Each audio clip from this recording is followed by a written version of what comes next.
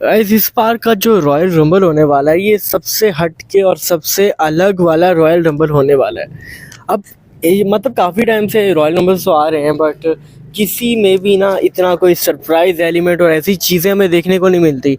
और एज भी जब रिटर्न किया था एज ने, उसको भी बहुत टाइम हो गया है और हमेशा एक दो ऐसे होते हैं जो हमें लगता है यार ये कम्पीट करेंगे तो क्या ही बात होगी। और अपनी चैम्पियनशिप को 5 साल होल्ड करने के बाद रोमन रेंग्स भी अपना रिटर्न करने वाले हैं रॉयल रंबल में। तो ये चीज़ें किस हद तक स्पेशल होने वाली हैं इसका आप अंदाज़ा नहीं लगा सकते। बात करते हैं कि इस रॉयल रंबल में क्या क्या स्टेक पे होने वाला है गाइस। तो सबसे पहले बात करते हैं हम आपके फेवरेट रोमन रेंग्स के बारे में। आपको पता है कि रोमन रेंग्स कोडी रोड से चैंपियनशिप हारे थे और अब उस चीज़ को साल हो गया यार, मतलब कि कोडी रोड्स ने रोमन रेंग्स को हरा दिया था और उनसे चैंपियनशिप ले ली थी। और एक शॉकिंग मोमेंट था। आपको पता है कि उस टाइम पे क्या क्या एंट्रीज हुई थी, अंडरटेकर और जॉन सीना आ रहे हैं, पता नहीं भाई क्या क्या गेम हुई थी। और उसके बाद जाके वहाँ से रोमन रेंग्स को हराया गया था और कोडी के अकेले की बस की बात नहीं थी भाई रोमन को हराना। उसके बाद रोमन रेंग्स अपनी चैंपियनशिप दोबारा वापस लेना चाहते हैं और उनके जो मैनेजर हैं पॉल हेमन वो भी अपना कमबैक कर चुके हैं। तो यहाँ पे रोमन ने कंफर्म कर दिया कि वो रॉयल रंबल में आने वाले हैं और ये चीज़ बहुत ही स्पेशल है यार, रोमन की एंट्री होना ट्रूली अमेजिंग। उसके बाद बात करते हैं कि जॉन सीना। गाइस आपको पता है कि बचपन से हमारे जो फेवरेट डब्ल्यू के सुपरस्टार्स रहे हैं उनमें John Cena I think number 1 या नंबर 2 पे होंगे। और अपना मैं बताऊं तो बचपन से मैं देख रहा हूं उनको।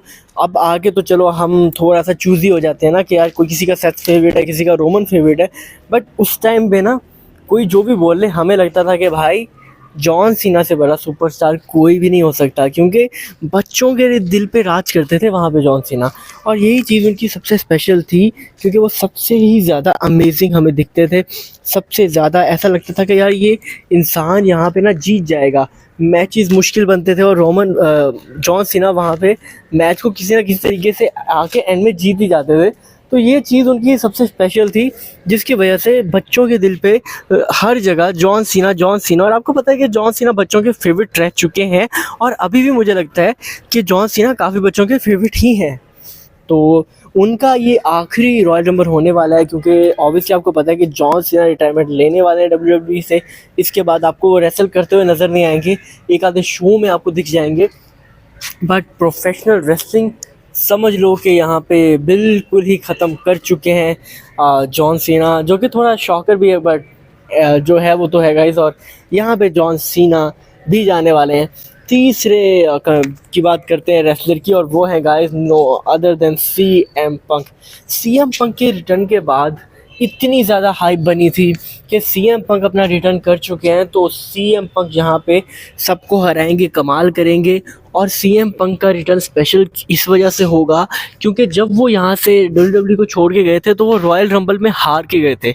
उस रॉयल रंबल में सबसे पहले वो एंटर करते हैं और उस रॉयल रंबल में चांसेस यही थे कि CM पंक को जिताया जाएगा, बट उनके मामलात ख़राब हो गए थे, चीज़ें कुछ ऐसी हुई थी जिसकी वजह से CM पंक हमें देखने को नहीं मिले। बट CM पंक एक स्पेशल सुपरस्टार थे और जब उन्होंने अपना रिटर्न किया और वो रॉयल रंबल में एंट्री लेते हैं तो सबको ये लग रहा था कि भाई ये CM पंक का साल है, ये CM पंक का टाइम है और CM पंक इस बार जीतने वाले हैं। बट ऐसा नहीं होता और CM पंक कोडी रोड से हार जाते हैं। उस टाइम पे CM पंक ने ये एक बात बोली थी कोडी रोड्स को मैच के दौरान कि मैं डस्टी रोड के सन से नहीं हार सकता। ये उन्होंने बात बोली थी कि मेरे इतने बुरे दिन नहीं आए और वहाँ पे कोडी रोड्स ने उठा के पटक दिया था कि बेटा ऐसा नहीं है। और ये रॉयल रंबल उनके लिए एक मोमेंट होने वाला है क्योंकि अब बहुत कुछ उनका स्टेक पे है, क्योंकि जब से वो रिटर्न किया है उन्होंने अभी तक कोई ऐसी कमाल की चीज़ नहीं की है जिसको आप कहो कि यार CM पंक ने आने के बाद बहुत स्ट्रॉन्ग कमबैक कर लिया है। तो CM पंक के लिए बहुत अमेजिंग होने वाला है। इसके बाद सेथ रॉलिंस की बात करते हैं कि सेथ रॉलिंस आपको पता है कि क्या उनका एरर रहा है, क्या उन्होंने मैचेस जीते हैं, फील्ड तक को उन्होंने हराया, डोमिनेट किया उन्होंने WWE में, ब्रॉक लेसनर को कितनी दफ़ा उन्होंने हराया, रोमन रेंग्स को हराया। और आई थिंक अगर एथलेटिसिज्म की बात करूँ तो WWE के सबसे स्टाइलिश और सबसे ज़बरदस्त एथलीट सेथ रॉलिंस है।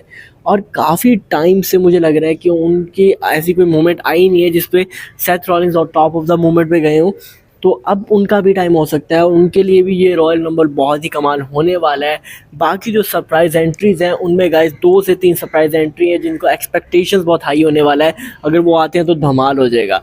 और सरप्राइज़ एंट्रीज़ में अगर बात करें तो नंबर 1 पे ऑब्वियसली हमारे लिए ब्रॉक लेसनर होते हैं, क्योंकि ब्रॉक लेसनर के बगैर रॉयल रंबल अधूरा फीका फीका सा लगता है। तो ब्रॉक लेसनर होने वाले हैं। Second Undertaker the dead man, आपको पता है कॉमनली वो हमें मैचेस में रेसलमेनिया में भी अब दिखते नहीं है, बट अंडरटेकर दोबारा थोड़ा कमबैक कर चुके हैं, तो हमें अंडरटेकर हो सकता है इस बार रॉयल रंबल में देखने को मिल जाए। और हमारी जो फाइनल एंट्री है गाइस वो है डीन एम्ब्रोज की, क्योंकि रॉयल रंबल हो, WWE में कमबैक, सरप्राइज कमबैक करना हो तो रॉयल रंबल से बड़ा मूवमेंट हो ही नहीं सकता। और क्या पता हमें डीन एम्ब्रोज भी देखने को मिल जाए, कुछ भी हो सकता है गाइस। बाकी आप कमेंट में अपना ओपिनियन ज़रूर बताओ कि आपको कौन लगता है इस बार जीतेगा royal rumble. Thank you very much.